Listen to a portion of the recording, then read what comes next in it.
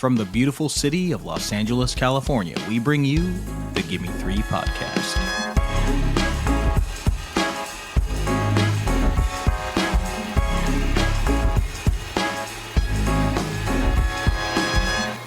Welcome back, cinephiles, cinema lovers, and movie appreciators to the Gimme Three podcast, a series for cinephiles. This is the show where we pick one theme and three films. I'm your co-host, Bella Efstratis, and I'm joined by my terrific co-host, Nicholas Ybarra. Nick, how are you today? You know, I'm gonna sing you a little tune. One of the more famous pieces of score ever produced here, and it's connected to our theme today. Bong, bong, bong, bong, bong, bong, bong, bong, bong. I love it. That's perfect. I was actually singing a little bong tune earlier, too. We lost 500 listeners in the first minute of the show. They said, yeah, I'm not doing this. Not today.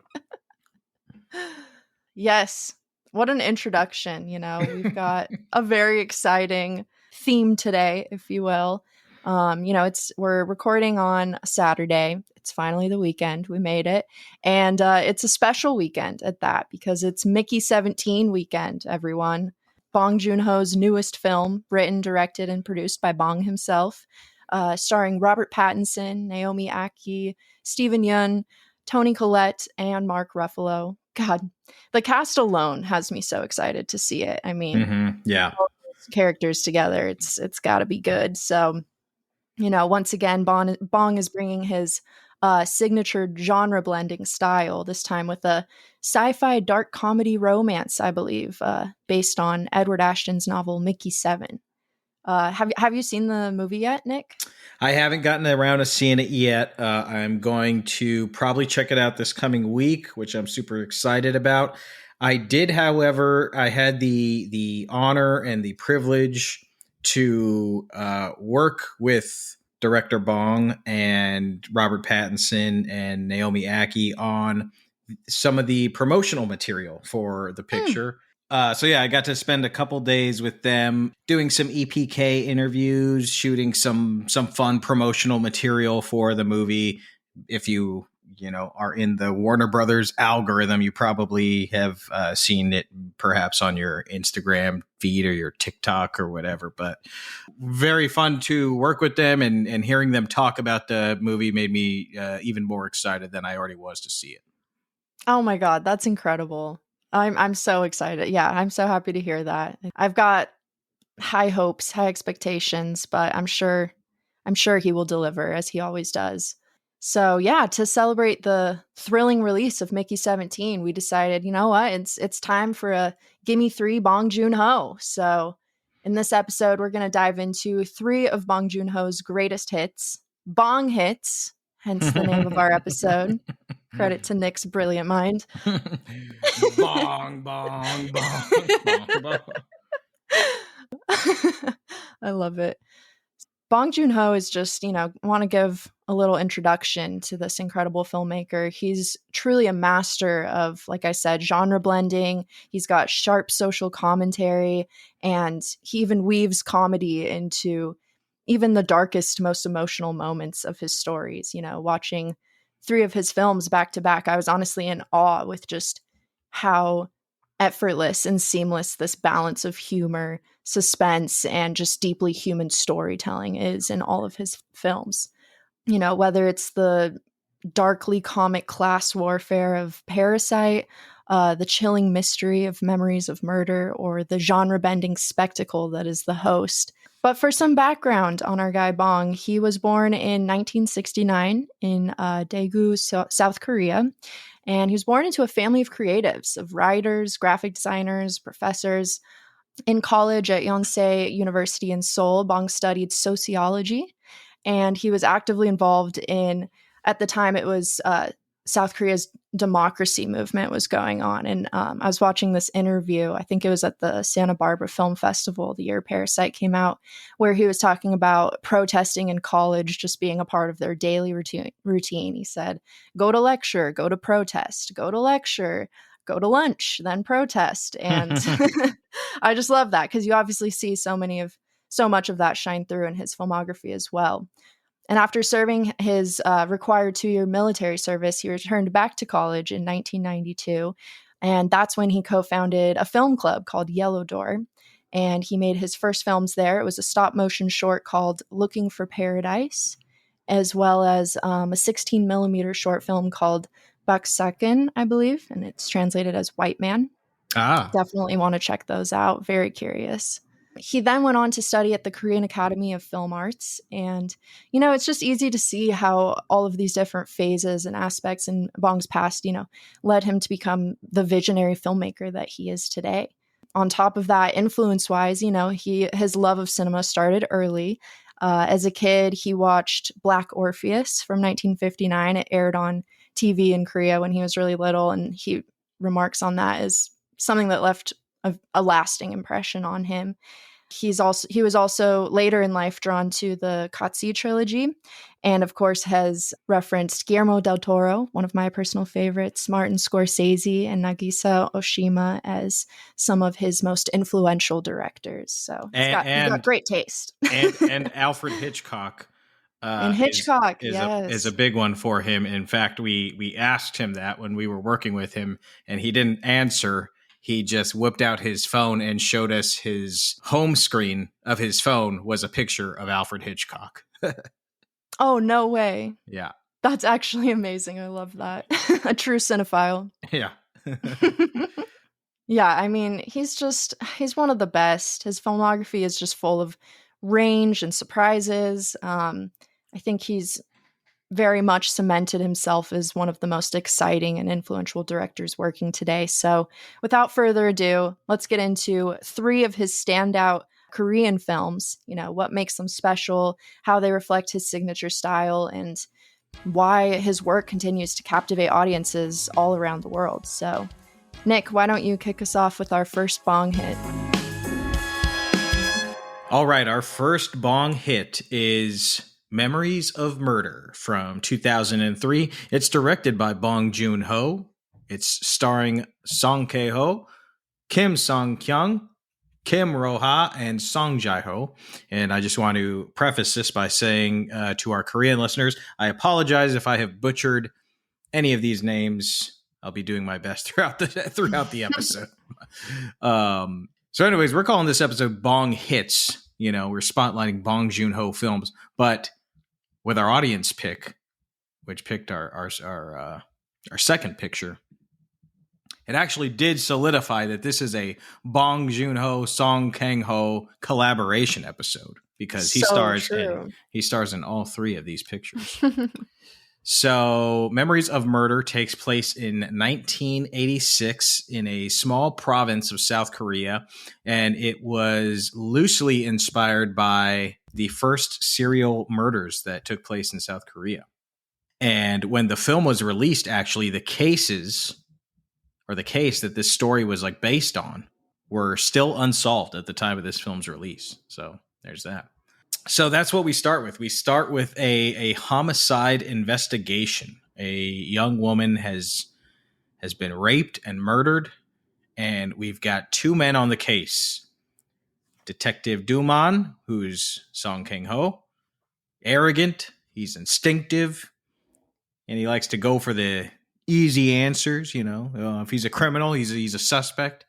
And we got Detective Cho Young-koo, who's played by Kim Ro-ha. And he's kind of the wild man. He's a drinker. And you will just use any excuse to just erupt and deliver a flying kick to any potential suspect. Together, these detectives are sloppy. There's police brutality afoot. And essentially, they are ineffective, really. And the province is not happy with their work. And neither is the sergeant, which is why he brings in Detective So Tae-yoon from Seoul, from the big city. And this detective is thorough. He's an evidence junkie. He's a real thinker. And together, this new team, they form this combustible, unit. They're constantly bickering, disagreeing, and they have vastly different methods of solving crime. But while they're trying to figure their shit out, the body count is rising. Young women are being raped and murdered, and the town is going into a tizzy. And the detective team, they think they find clues. They think they are on the right path. They find clue after clue, suspect after suspect. And just when they think they've got it figured out, just when they think they've got all the answers, the questions change, Fascinating piece of work here. Memories of Murder. Bella, what'd you think of this film? Great introduction. Yeah, this was my second viewing of Memories of Murder.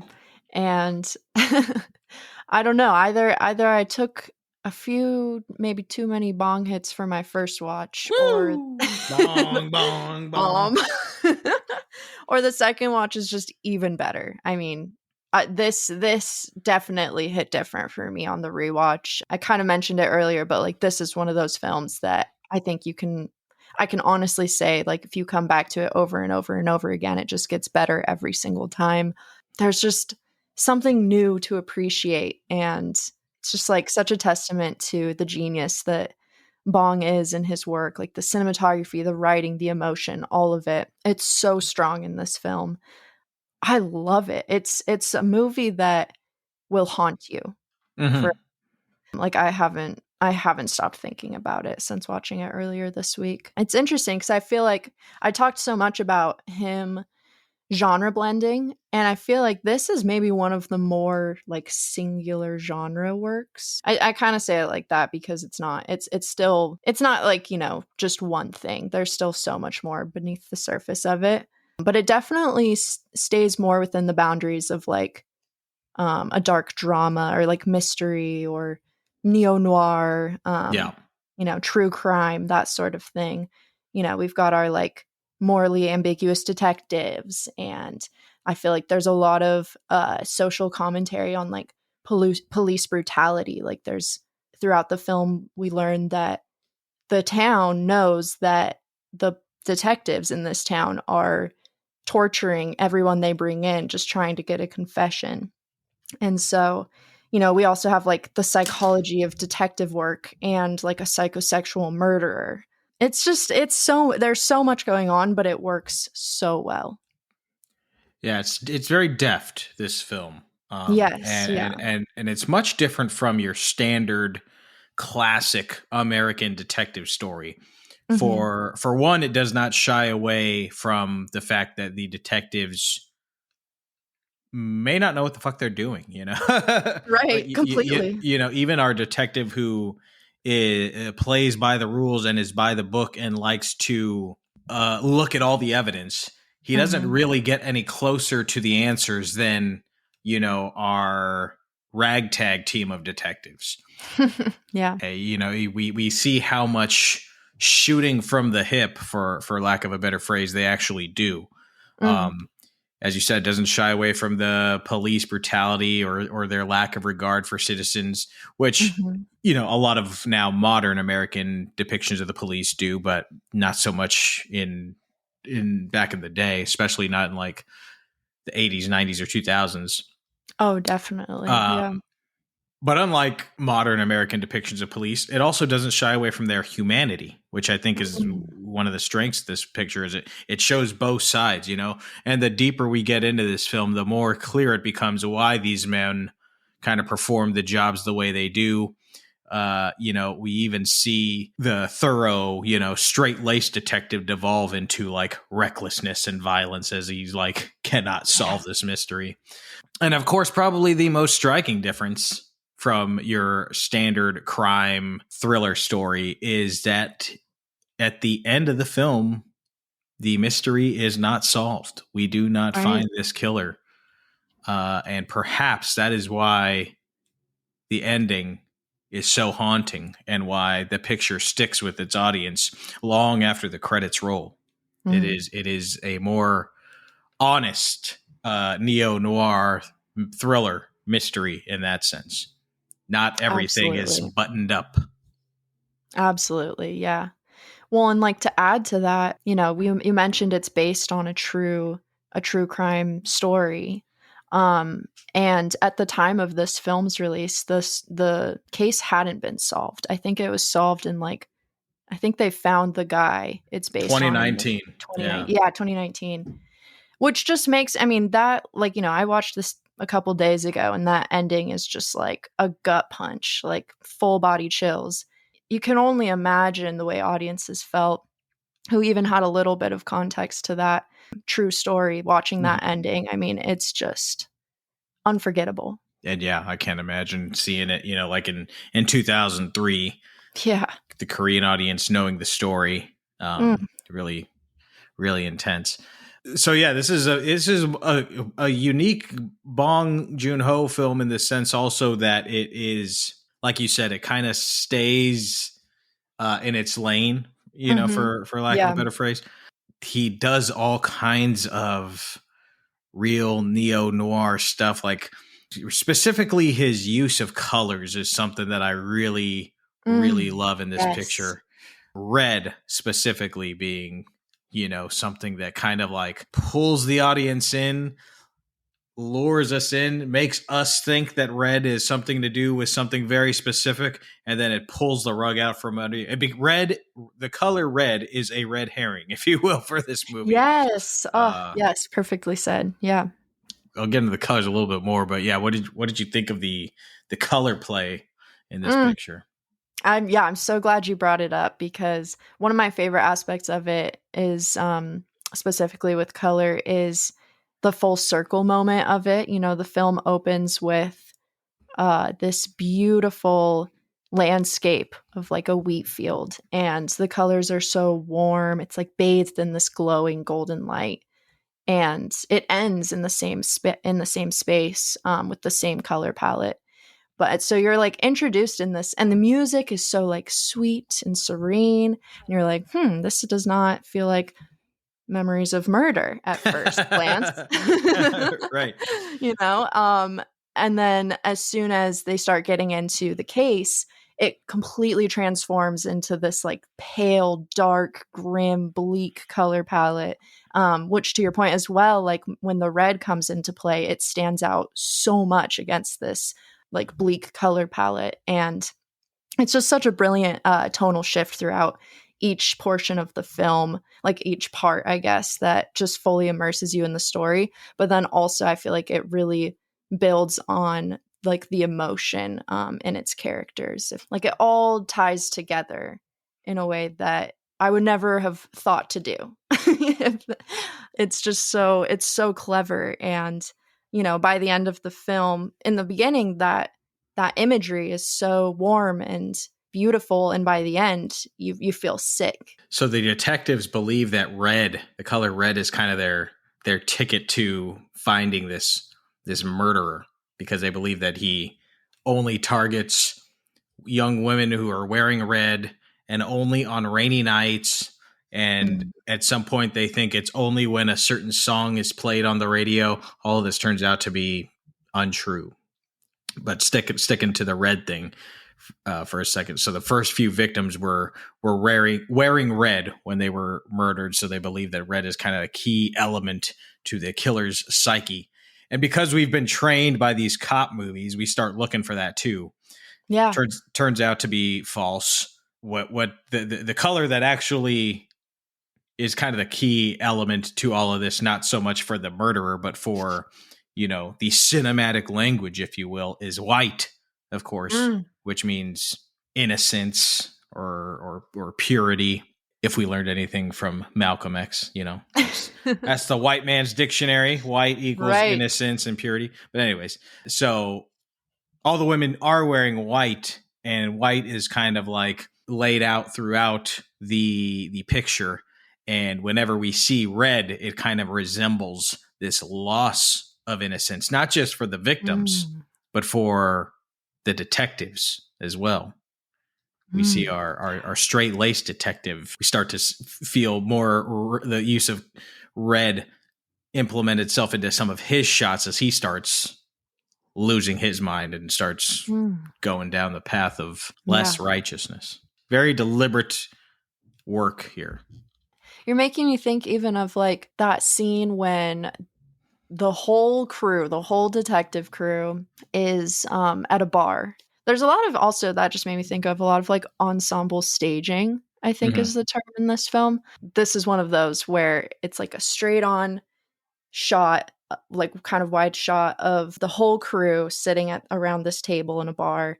And if I'm remembering correctly, it's like the bar is like this shot is drenched in red. Yeah, Like the there's walls are red red. Yeah. everywhere. Yeah.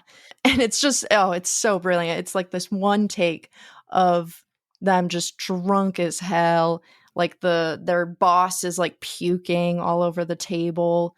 They're like fighting each other with bananas. um it's just like chaos. It's like the point in the film where they are officially all broken. And I didn't even realize the red thing. So hearing you talk about that just made me think of that scene and makes it that much more powerful. He does. You talk about kind of like the way that he blocks the scenes and the way that Mhm. he sets up the actors within the frame. And you kind of, this is where kind of the genius of Bong really comes in, because the way that he has the three detectives kind of like move within a frame, most of the time he just sets up the camera and he'll kind of just follow him. He'll, pan left and right, especially Yeah. when it's like an interrogation scene or the cops are just kind of talking amongst themselves, trying to decipher what the hell's going on. Not so much for Mhm. the action scenes, but most of the time he just places the camera and lets it hang. And the way that the characters move within that frame or enter a frame, or Yeah. leave a frame is very specific to that character. For Mm. example, the detective Cho Young Koo, the wild man, like he will stumble into a frame or run into a frame, or he'll just, karate kick his way into a frame. Yeah. Like it's just when he comes in or leaves a frame, like it's just like aggressive and Oh, yeah. manic.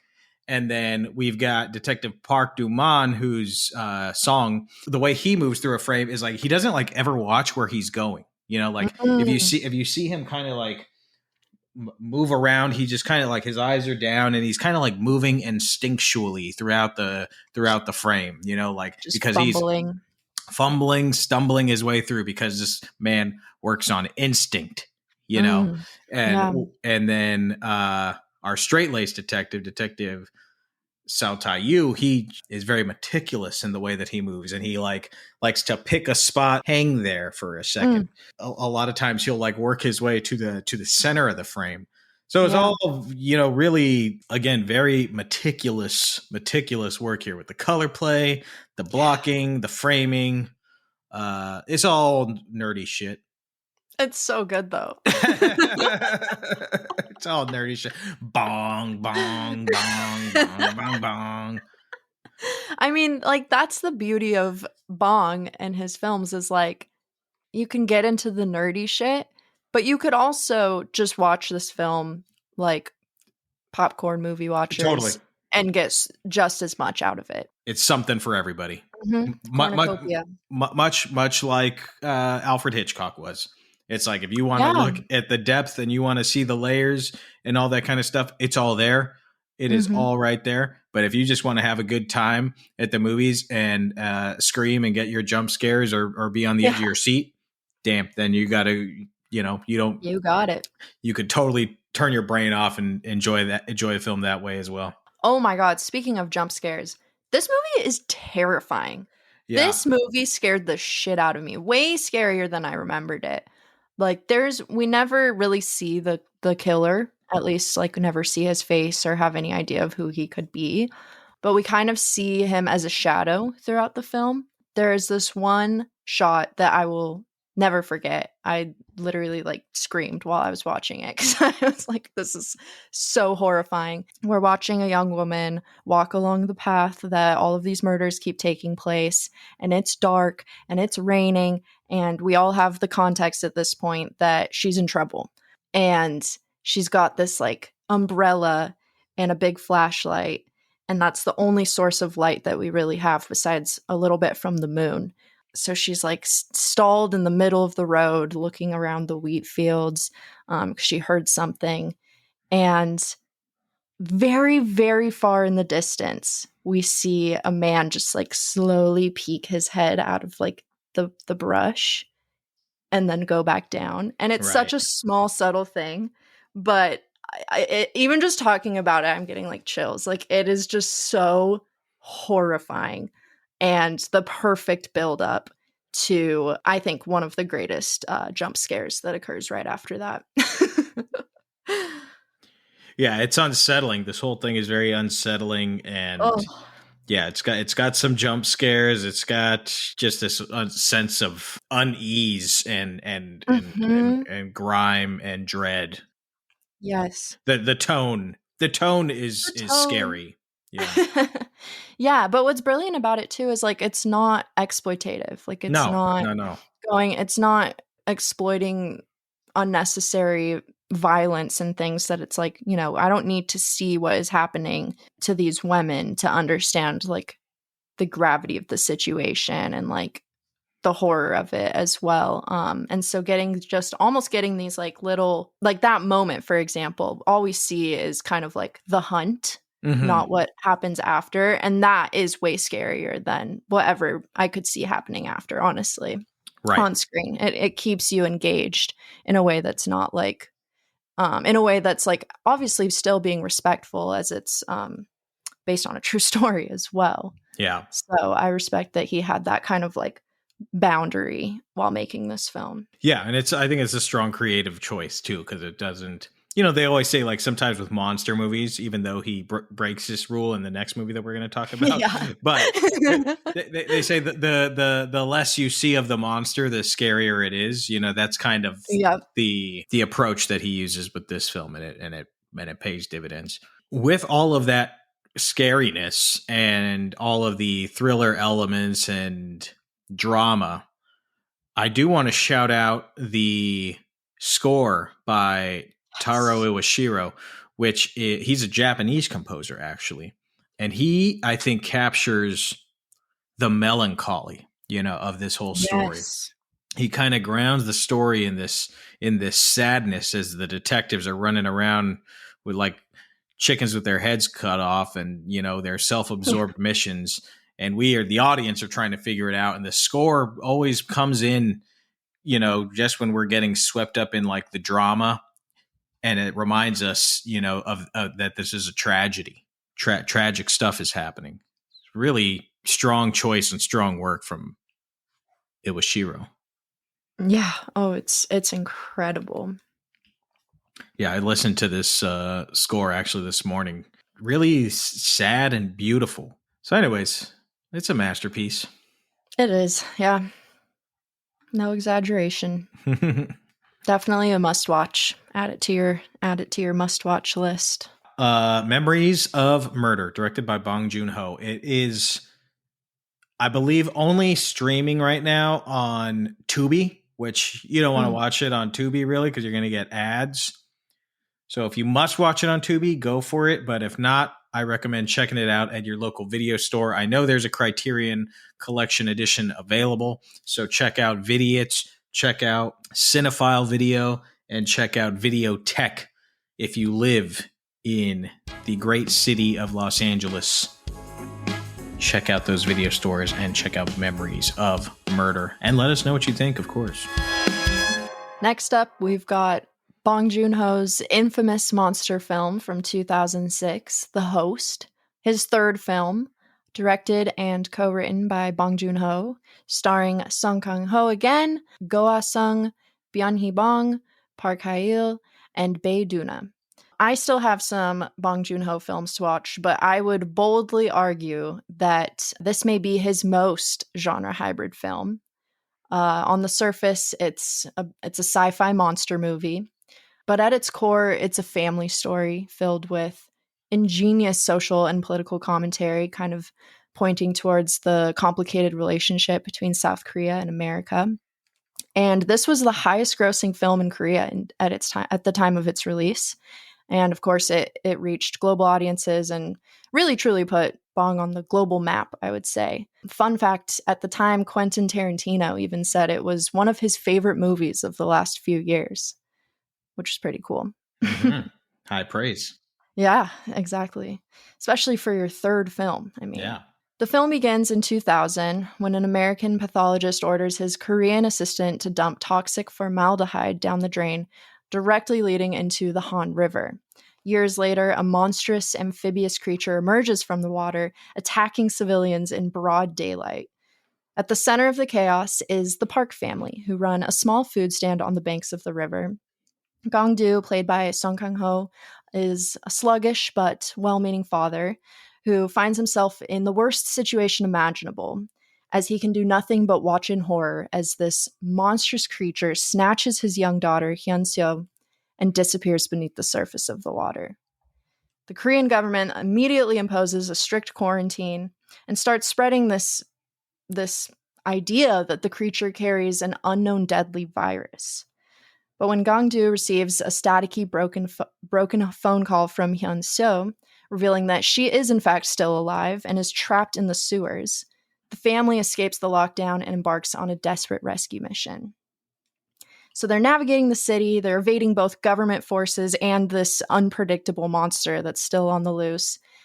And along the way, Gongdu's father, Hee Bong, makes a tragic sacrifice, while his siblings, Namju, a championship archer, and Namil, a jaded activist, face their own battles to find Hyun-seo. Meanwhile, Gongdu, still imprisoned as a test subject by the Korean and American government, discovers a devastating truth. The virus is a hoax. It's a hoax used to justify military intervention and chemical warfare. So in the film's climactic showdown, we see the monster rampaging through this protest of people, and the US military releases a toxic agent, which in the film they call Agent Yellow, in an attempt to get rid of this beast. Gongdu finds Hyun-soo, his daughter, but it's unfortunately too late. She has died protecting a young orphan from the monster. The family is consumed by grief and rage, and in a final attempt to seek revenge, the Park family unites to defeat the creature in a fantastic sequence of fire, arrows, and just raw determination. It is fantastic. In the end, Gongdu ultimately adopts Seju, the young orphan, and in the film's quiet yet haunting final moments, he shares a meal with the boy, ignoring a news broadcast full of government lies, further underscoring Bong's ever-present critique of, authority and media manipulation.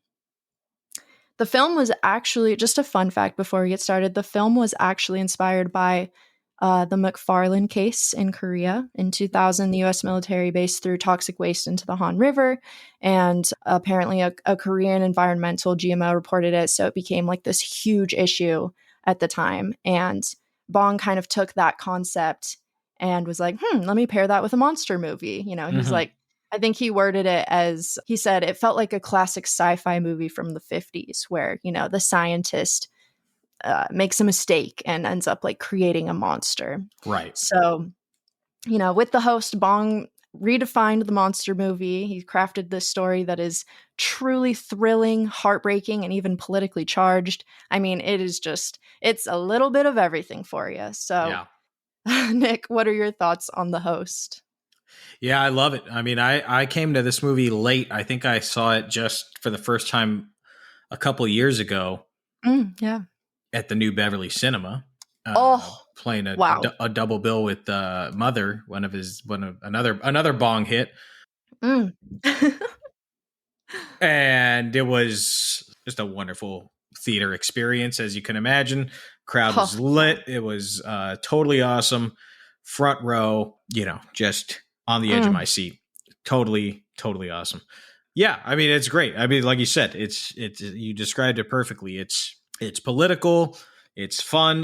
This movie will make a MAGA person's head explode because they won't know. They'll be like, "Oh yeah, COVID virus is a hoax," and then but wait a second, they're anti-America. It'll be like scanners. Their heads will just explode. They'll be like, "I don't know what to believe." It's so true. The mental manipulation of this film.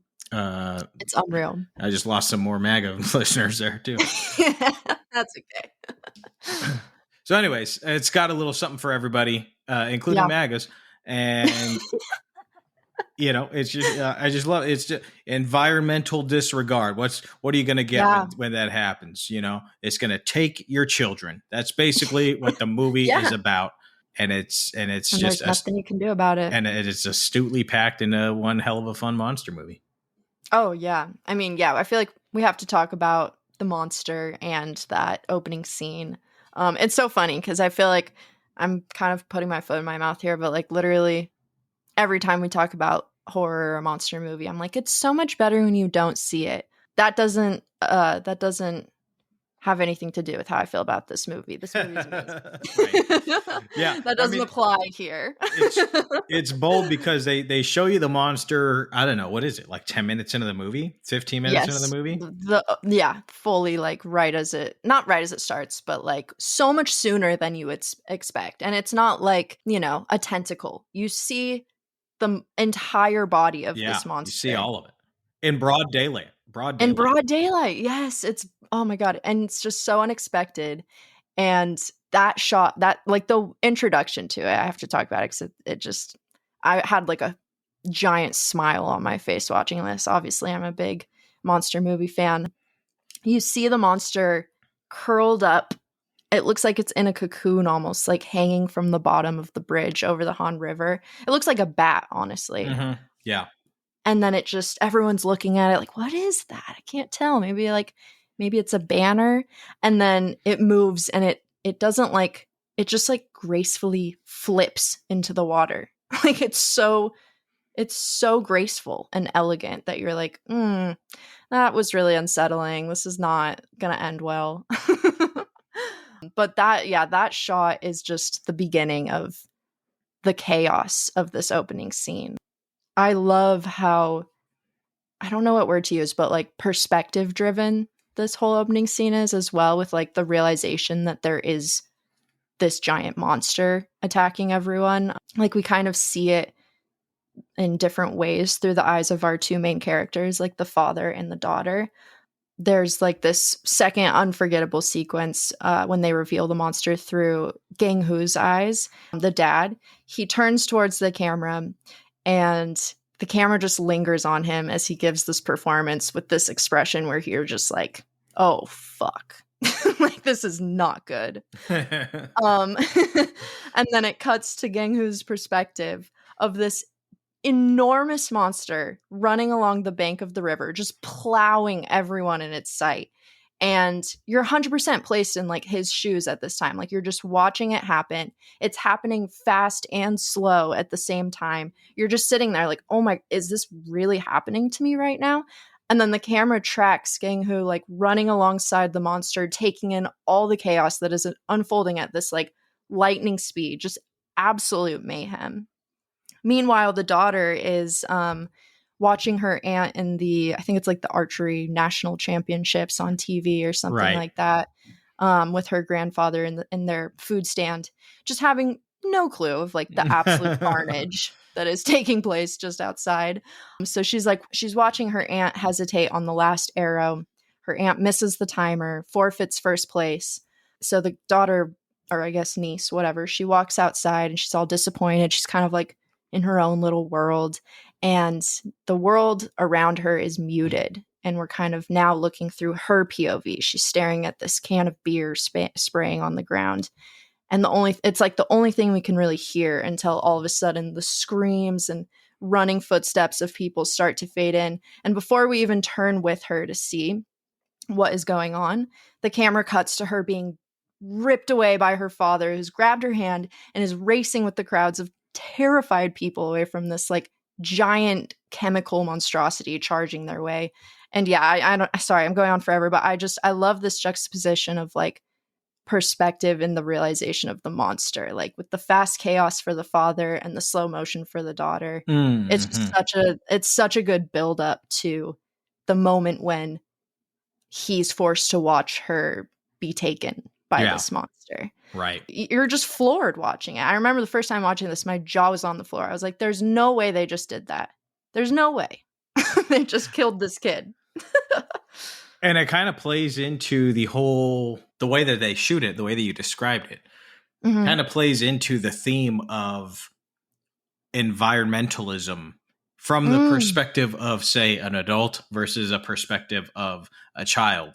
As a child, mm. you're kind of like seeing it happen in slow motion in front of you. As an adult, they always say like the older you get, the faster time goes by Yeah, because it's yep. just, a smaller fraction of your life. So as an adult, it's just like, yeah, fucking environmental shit's it's yeah, it's happening. When you're a kid, you're Yeah. just like, oh my God, dude, like what is happening to the world? You're Yeah. seeing it all happen in kind of slow motion. And then, gotcha, bitch. Gotcha, bitch. God, that's such a good read of it. I didn't think about that. Especially even like when when the crowds at Han River see this monster like dive into the water, they start throwing cans and trash at it. So I was You're watching like this. into the river. Yeah, I was watching this with Sonja. She said, "Oh, I'm glad Americans aren't the only ones that are stupid. I was glad Koreans are just as stupid as Americans." Polluting. Yeah, Oh. just throwing trash at an unknown beast. It's just like idiots. Yeah. It's so yeah, it's such a like typical trope of these type Right. of movies. You're just like, ugh, just get out of there. Like, Yeah. look what you just witnessed. Right.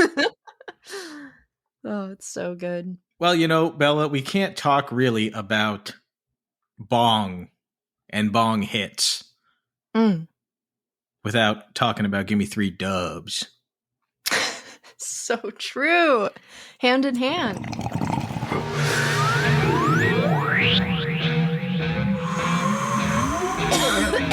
Welcome to the Weed Zone.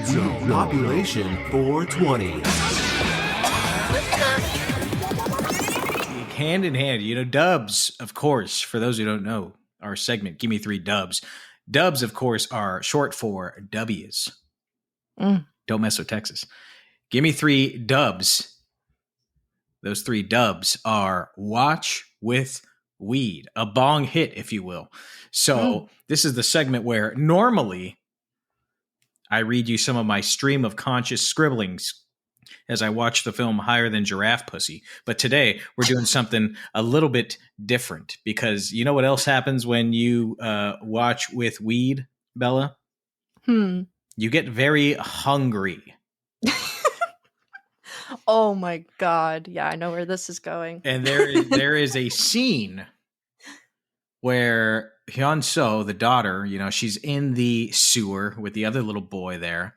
And they're just having this discussion about what's the food that they would eat if they got out of here. They're listing all this stuff.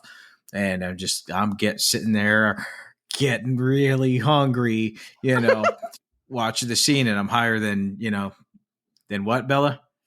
Giraffe pussy, I believe. Exactly, yeah. So sometimes when I get good and high, they talk about instant noodles, Mm. And when I'm good and high, I make my instant noodles, but I make them very special. So for today's installment of Gimme Three Dubs, I'm going to share Nick's instant noodle recipe. Are you sure you don't want this on the Patreon? Oh, it's too late. I've already gone this far. I know.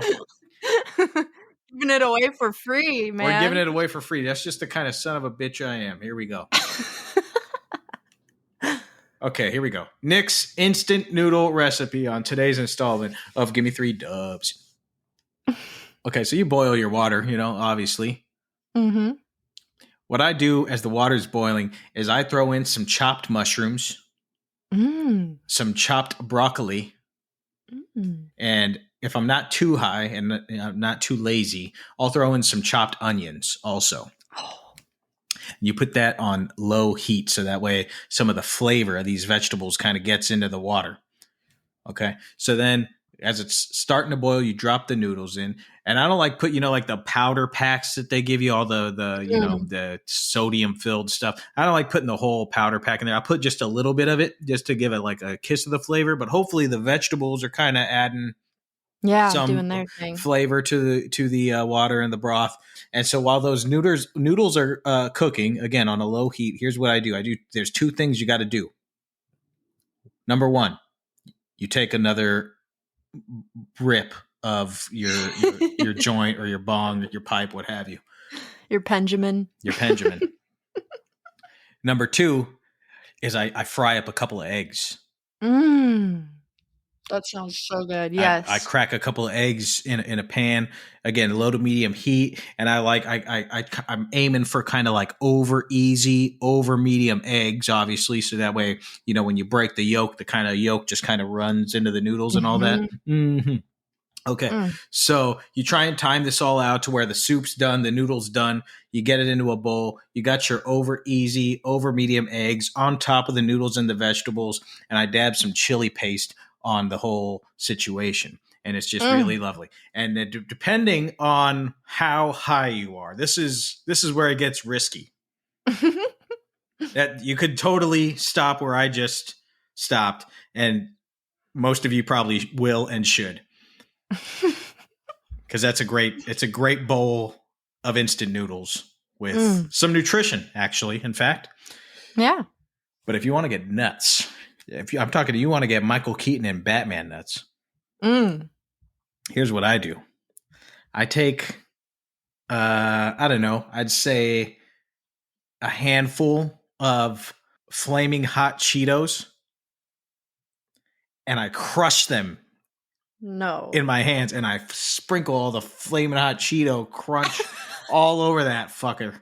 And it's for a little texture, I'm so unexpected. I'm so intrigued. I have to try this. Mm-hmm. Gimme Three dubs. Most of the time when I'm high, I'm writing my stream of conscious scribblings, but when I'm watching a movie that's talking about food, I start thinking about food. So that's what I started thinking about. Give me 3 Hey, it dubs. makes sense. Yeah. Well, and if you're doing that for each of these films, you're going to be hungry in all of them because that's true. There's one thing Bong Joon Ho loves. It's an eating scene. It's an eating scene. He loves noodles. He does love noodles. And he loves a feast. It's, oh God, every time it made me so hungry. But well, thank you so much for sharing that recipe. I literally now I'm going to try that right after this. Sounds so good. Now you've got me hungry. Shit. Yeah, speaking of eating scenes, there's another great eating scene in this. I mean, obviously, in the one you referenced, they're just fantasizing about it. But there's a flip side fantasy where the family without the daughter has this enormous spread, this beautiful feast from all the snacks in their shop. And they're all eating together silently. And they imagine that she's there. Right. And yeah, it's so, oh my God, it breaks my heart. They each imagine like feeding her something off their plate. Mm-hmm. And yeah, I love that. Oh God, I love it. I mean, that's another reason I love this film so much is like I said earlier, at its core, it really is a family story.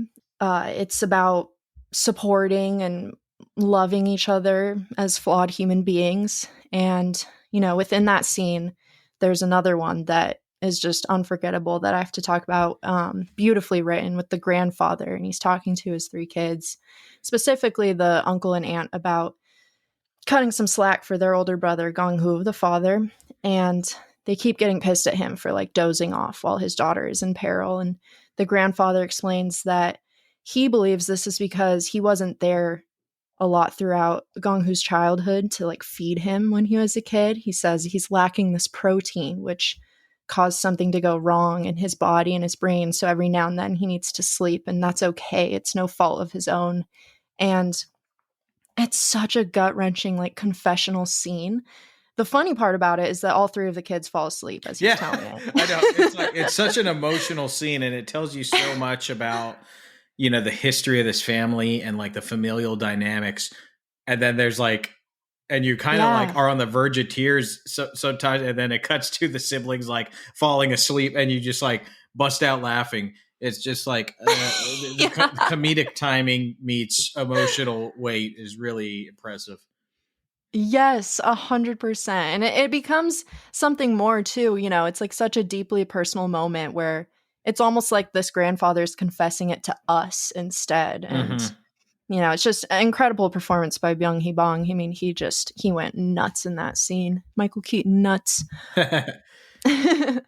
And speaking of like tonal shift like that, another one I have to talk about is one of my favorite moments in the film. It might be the perfect example of the definition of Bong Joon Ho's style of comedy and his signature tone. The family has like gathered together for the first time in a long time. They're at the memorial for everyone who died in this tragic accident with the monster. And they're all tragically mourning over this daughter's photo. And it's the most heartbreaking scene you can imagine. Like the physical, mental, and emotional torture this family is going through. It reaches through the screen and far beyond. It's like they're literally reaching through the screen, ripping your heart out of your chest and crushing it before your eyes. It's absolutely devastating.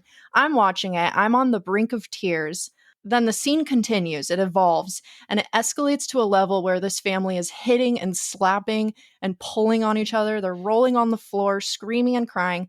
And you're like, wait, now I'm watching a group of toddlers throw the world's biggest tantrum. And so suddenly you're like wiping your tears, you're laughing out loud. It's one of the funniest moments in the film. And I can't even wrap my head around how they were able to pull off that shift. Like, it's so tragic, and then it's so goddamn funny. I mean, just a credit to Bong and, of course, his incredible cast. I mean, the performances are off the charts. The brother, he does the flying kick at his other brother in the middle of this scene. Right. Yeah. So funny. Bong loves the flying kick. I love the flying kick. That scene reminds me of this Richard Pryor stand-up bit. I think it's from Richard Pryor Live in Concert, I believe, where he talks about the difference between white people going to funerals and black people going to funerals. And white people, when they're at funerals, they're like, oh God, wiping a single tear. Oh, he was a good man. And then black people at funerals are like, oh, Lord Jesus, help me, God, no. Oh, my God. They're just like doing what this family was doing, just like on the floor, pounding the goddamn floor. And you got to watch it. One day we'll do a Richard Pryor thing. Yes. The way that Pryor performs it is like just as on the level that this family's doing it.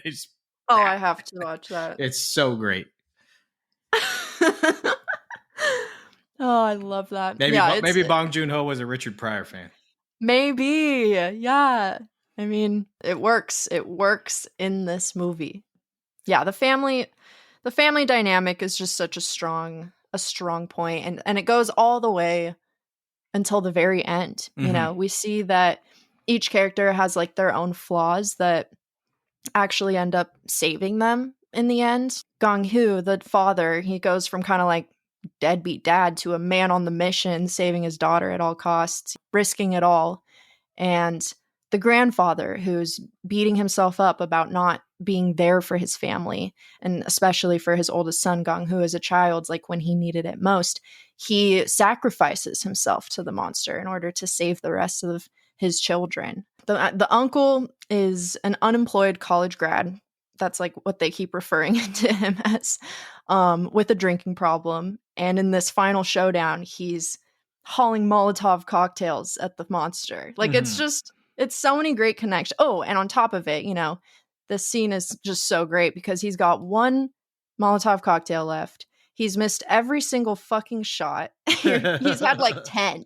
And on the last one, it's slow motion. The bottle slips out of his hand, falls behind him. You're just sitting there like, are you kidding me, dude? You had one job. And of course, the goat, their sister, my personal favorite character, who is always too slow. That's like her thing, which I think is hilarious. Springs into action. She stabs the flaming rag with her arrow, strikes the monster with a perfect bullseye shot right in the eye. It's one of the most satisfying. It might be the most satisfying scene in the film, in my opinion. It's it's the culmination of everything that we've been watching up until this point. Yeah, so with the family dynamic, it's really interesting because on the drive home today, Sonja and I were listening to an interview with director Bong and Elvis Mitchell on The Treatment. And director Bong was talking about the family dynamic and how it plays into so many of his films. And he talked about specifically the matriarch of the family and how every, great family has like that strong matriarch figure. And when you don't have that, certain elements of the family are broken down. And what is this family missing is that strong matriarch figure. And that is why they are such a mess. And even amidst this tragedy, they're at each other's throats and something. So anyways, it was just interesting hearing him discuss that. And I think he even mentioned this movie while he was discussing that. It was just like, this family is missing, a mother figure, and it shows. Yeah. Oh, that's interesting. Mm-hmm. A brilliant piece of work. Mm-hmm. Definitely worth checking out, especially if you love monster movies. But even if not, like we said, there's so much more to it. Once again, got a little something for everyone. Got a little something for everybody. The Host is available to stream, I believe, on Max. HBO Max. So check it out there or at your local video stores. We are going to take a quick break. During that break, you're going to hear from Gimme Three producer, LADFF director, and my wife, Sonja Mereu, for a segment that we call Sonja's Movie Minute. So stick around for that and much more right here on the Gimme Three podcast. Hello, I'm Sonja, and this is my Movie Minute. I absolutely love Bong Joon Ho, and I was originally going to talk about his film Snowpiercer, another collab with the great Song Kang-ho. But I went to a screening of the new film from A24 on becoming a guinea fowl, and I was so moved and impressed that I have to talk about that instead.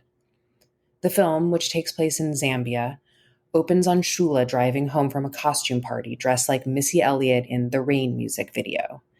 As she slowly drives down the dusty, dark road, she passes a dead body. She immediately recognizes the person and seems annoyed. Not the reaction you'd expect when someone finds the dead body of someone they know. It turns out it's the body of her Uncle Fred. The rest of the film revolves around the several days-long funeral for Fred and all the family dynamics, dramas, and traumas that come to the surface when everyone gathers in close quarters. I really love the setting of the film.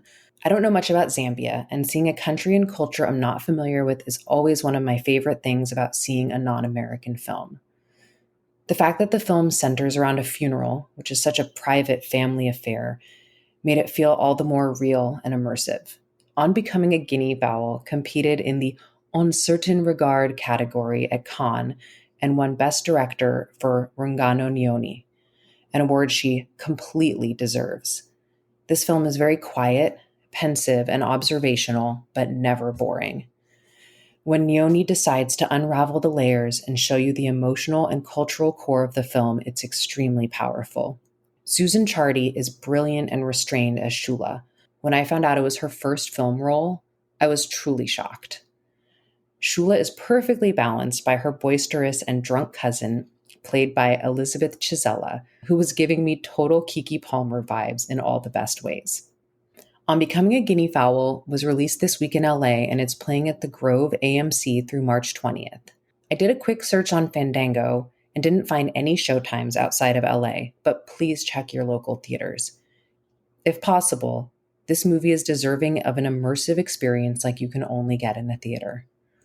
And if it isn't playing by you, I'm sure Bong's new movie Mickey 17 is, so you can check that out instead. All right, everybody, welcome back. It's the Gimme Three podcast. We are discussing Bong Joon Ho, director Bong. Before the break, we discussed The Host and, of course, Memories of Murder. And now to wrap up the show, to bring it on home, of course, we must discuss his Palme d'Or winning, Academy Award winning 2019 film, Parasite, which follows one family, the father, Ki-tae, not sure how to pronounce that, mother, Chung-suk, their son, Ki-woo, and their daughter, Ki-jung. Middle class, lower middle class family. We meet them in their home, which is essentially in a basement. You know, they are below ground, struggling for money. They're stealing Wi-Fi. They can't pay their phone bills. They're folding pizza boxes to make ends meet. One day, Ki Woo's friend from high school comes to visit them. He gives them a rock, which is meant to bring wealth and prosperity. It's a really nice looking rock. And perhaps it does just that because the friend hooks Ki Woo up with a job as a tutor, English tutor for a teenager. And the family of this teenager, the Park family, are very, very rich, wealthy, some might say even. So he goes to this house, this modern mansion, beautifully designed. It's just the embodiment of elegance and high class, but not in like a stuffy way, you know. It's a dope pad. It is a nice looking place. Yeah. So, anyways, Ki Woo, he is just great at faking it until he makes it with this family. They totally buy that he belongs in this world and that he's well educated and well off. They believe him so much that they buy his recommendation for an art teacher. They're looking for an art teacher for their other child. They take his recommendation. This recommendation, of course, ends up being his sister in disguise. So our family, albeit poor, they are very talented, very smart, very resourceful, and each member of the family is able to muscle their way onto the payroll of the parks. Ki Woo as an English tutor, as I mentioned, the sister Ki Jung as the art therapist, father is the personal driver, and most impressively, in my favorite sequence of the whole film, they're able to rid of the old housekeeper that survived a change of ownership with this house. I mean, this housekeeper's been there forever. They were able to get rid of her and get the mother, Chung Suk, to take over as housekeeper. So the parks are, again, we said very wealthy, very, elegant, but they are stupid as shit, gullible as fuck, and they have no idea that their new employees are all related. So, things get a little wild when the Park family goes on a camping trip, and our family stations up in the mansion. They're living a lavish life. They're experiencing what it might be like to be rich. They're in the tub. They're drinking all the good booze. They're just fucking having a grand old time. What's it like to be rich? And that includes looking down on others, because in a shocker, the old housekeeper returns. Not only does she return, she reveals that her husband has been living in the hidden basement of this park home. Drama ensues, blood is shed, storms crashing outside, a class war erupts, and our characters and our audience are just grabbed by the throat, shaken to their core. This is a masterpiece. Bella, what'd you think of Parasite? I love it. I remember seeing this in theaters with my mom and my brother at the Broadway Center Cinema in Salt Lake City. Nice. Shout out your local indie theaters. Keep them in business.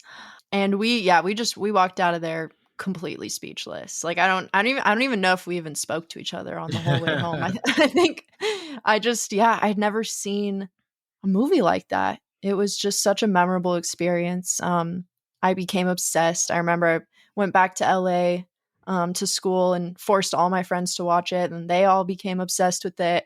I think it's safe to say this is one of the best movies ever made. I think one that will also stand the tests of time as well. Yeah. I think Sonja and I saw this, I believe, 3 or 4 times in the theater during its run, because we saw it once. I think we went to a couple of guild screenings here and there. And then, for a short run, he was also releasing it in black and white.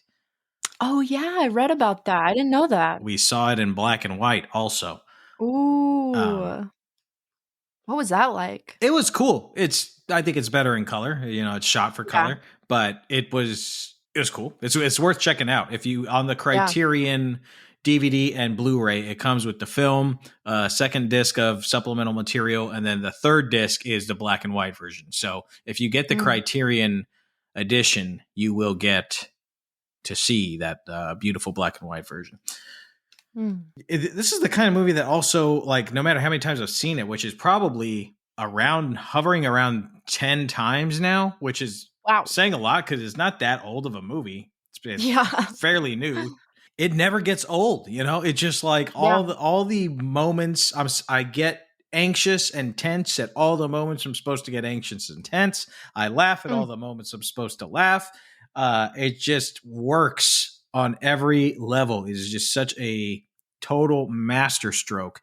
Every story beat. He's so good at setting things up and paying them off and doing little tiny things that you're just like, hey, look at that, that's cute. But then that little that's cute thing like comes back in spades and you're just like, oh shit, that is that. You know, it's yes. It's really, this is just him firing on all cylinders. This is his Kobe Bryant 81-point game. It really is. I mean, one thing I was like, oh man, I'm going to talk about this so much throughout this whole episode is visual language. And this one really takes the cake with that. You know, this is like, once you've watched this film, it's not even like a deep revelation. Like, it's in your face from beginning to end that there is meaning in the cinematography. You know what I'm saying? Like, I'm wording this poorly, but he really uses the cinematography to show like the class structure or inequality or different tiers in such striking and inventive ways. Like, from the very beginning, for example, I think the opening shot is like a street view from the Kim's family home, and the camera pans down to show like where they are, and they're below the street. You know, they're in this semi-basement house. Their window looks right out to the street level. Bong Joon Ho referred to this film as a stairway movie. Yeah. And after reading that, I was like, oh, that makes so much sense because there are so many shots of people going up and down stairs. Mm-hmm. And for most of the film, we see Ki-woo or his family members walking upstairs and more stairs, you know, just to get to street level. And then after securing his new job with the parks, he walks up flight after flight after flight to get to their house. And a fun fact that I read about was the first time we see sunlight hit the camera and kind of like flare across the screen in this film is when he walks past the gate and into the front yard of the Parks household. So it's kind of like he's walking into this light of wealth, so to speak. Right. And then, like you said, the payoff stuff, like even the housekeeper, we always see her walking downstairs to the cellar, which obviously we learn later she's feeding her psychotic husband who lives down there.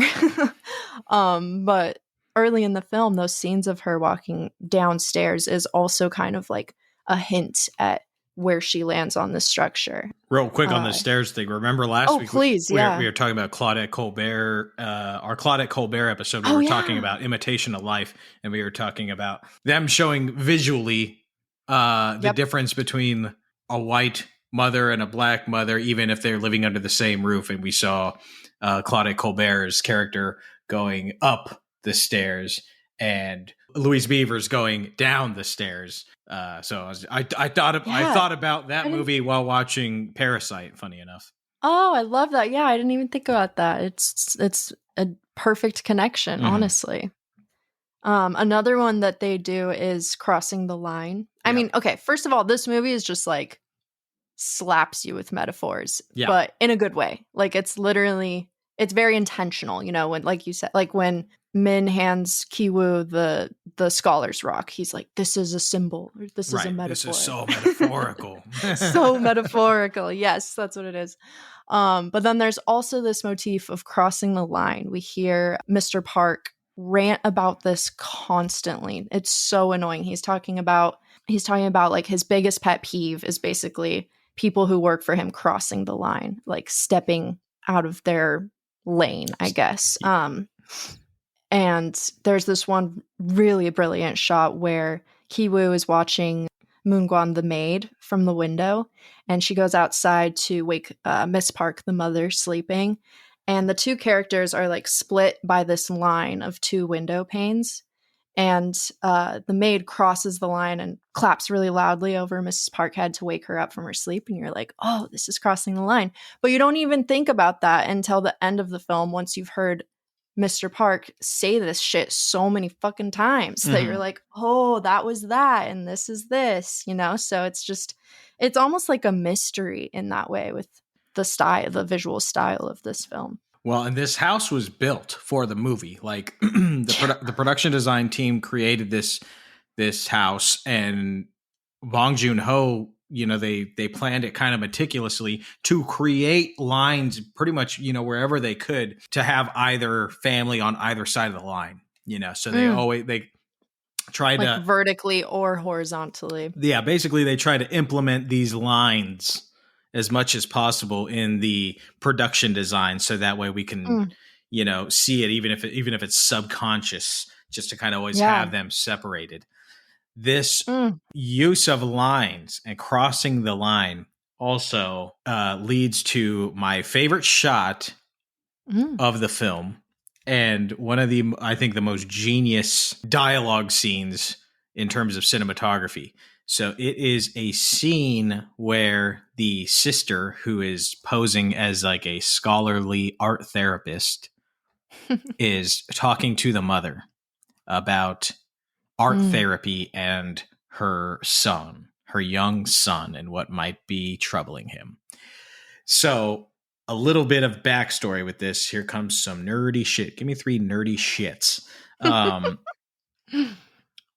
Do you know what the 180-degree line is in cinema? This is going to be hard. I've heard, yes, but for our listeners. Yeah, it's going to be kind of hard to explain without visuals. Yeah. So if two characters are talking to each other, if they're facing each other, if you imagined a line cut across them, you know, like perpendicularly, like if there was an invisible line going through both of their chests. When you are filming a dialogue scene or any kind of scene between two characters or multiple characters, they say you don't want to cross the 180-degree line. So if there's an invisible wall cutting between these human beings, you want to keep the camera on one side of that line. The reason for this is if you keep the camera on one side of the line, as you're cutting back and forth between the two people having a discussion or doing any kind of action, it looks like they are looking at each other. If you cross the 180-degree line, it looks like they're both looking in the same direction, so it doesn't look like they're talking to each other. And it's very disorienting, and it's very confusing for the audience, and frankly, it looks like total shit. So if you see somebody crossing the line generally, you almost never see it. If it's done, it's for a very specific artistic reason. Hopefully that made sense. That makes sense. Yeah, that was a great explanation. What this scene does is the sister says, "Does your son have a traumatic experience when he was in first grade?" And the mom goes, "Oh!" because he did. But as that is happening, the camera slides across the sister's shoulders, and we cross the line. We the camera and the audience physically cross the line over to her other shoulder. And for the rest of the scene, the coverage of that scene is shot, quote unquote, incorrectly. We are crossing the line for the rest of that scene. And that's kind of like the moment where the family crosses the line fully. And they're just like, we're going full con artist on this shit. We are, we've got them under our thumb, and we are fully in. Just, I love it. Expert work. Oh, I'm so glad you, dissected that shot for us, because it is easily one of the most memorable in this film. Mm-hmm. I do got Gimme 3 pieces of trivia here for it. Give me 3 pieces of trivia.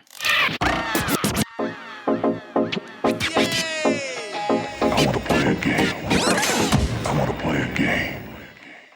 We talked about these rocks. You know, this rock that is gifted to the family. They're referred to as scholars' stones or landscape rocks in Korea. And apparently they have a deep history in Asia. So Bong's father collected them when he was younger, and the practice of collecting these, attractive rocks, these stones, date back thousands of years, actually. They became a fixture of Korean society during the Joseon dynasty, which it says here was from 1392 to 1897. That's a long fucking dynasty. Wow. Yeah. Holy shit. Yeah, you thought the Celtics dynasty was long in the 60s. 1392 to 1897. Christ almighty. Anyways. My God. They would commonly be displayed on, like writing tables of Confucian scholars. That's why they call them in English scholar rocks. But what anyways, that is the trivia. But it leads me to discuss the fact that the great scene where our family returns to their sub-basement home and we find that rock floating in their flooded house. It's like floating in this water. So we see that the stone, in fact, is hollow. And this dream of wealth, or this belief in moving up is hollow. Anyways. So good. Piece of trivia number 2. South Korean version of this movie. They're making the fake diploma. Yeah. And in the South Korean version, the diploma is for Yonsei University. Probably butchered that. Which I assume is a very prestigious college in South Korea. But the international versions showed the fake diploma for Oxford University. Oh, no way. Because Bong Joon Ho felt that international audiences needed to understand the pedigree that this fake resume promised. So there was 2 versions. For the South Korean audience, they got Yonsei University. For the international audience, they got Oxford University. Interesting. That's funny. I like that. Okay, and then this is my favorite piece of trivia. And again, this is like a very film nerdy episode, but here we go. We're already there, so I'm going one more. We've been there. Yeah, we've been to there. According to editor Jinmo Yang, he edited this film on Final Cut Pro 7, an editing program that Apple stopped supporting in 2011 on a computer that hadn't had a software update since 2014. A man after my heart. He received an Oscar nomination for his work. So now I don't feel so bad, Bella. For our listeners don't know, we had a lot of technical issues getting this episode up and going because I haven't updated my computer in about 47 years. And I'm running on like Mac operating system fucking 7 or some shit. So anyways, me and this editor, Jinmo Yang, would get along, I think. Oh, that's too good. Okay, there it is. Give me 3 pieces of trivia. I'm trying to think what else. There's almost too much. There's too much to discuss. This is one of those movies where, like if we had the opportunity or it fit in another theme like later this year, it's like, yeah, fuck it, throw it on because there's so much to discuss. There's so many layers. Yep. And like we talked about with Bong's other films, it's like so many layers, so much to look at. If you're looking for metaphors like the brother character is in this film, you're going to find chock full. But if you're also just looking for a damn good time and a great popcorn movie, then this movie is for you as well. Yep. Respect.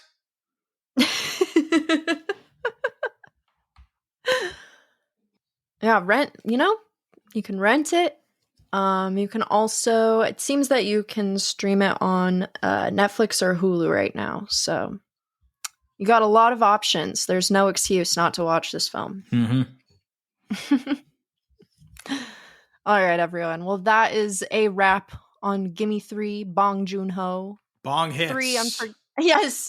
3 unforgettable Bong hits. We've talked about his iconic trio, Memories of Murder, The Host, Parasite. And this is really just scratching the surface of his incredible filmography. There's so many others like Okja, Snowpiercer, Mother, his debut feature film, Barking Dogs Never Bite. We're just going to have to do another Bong episode.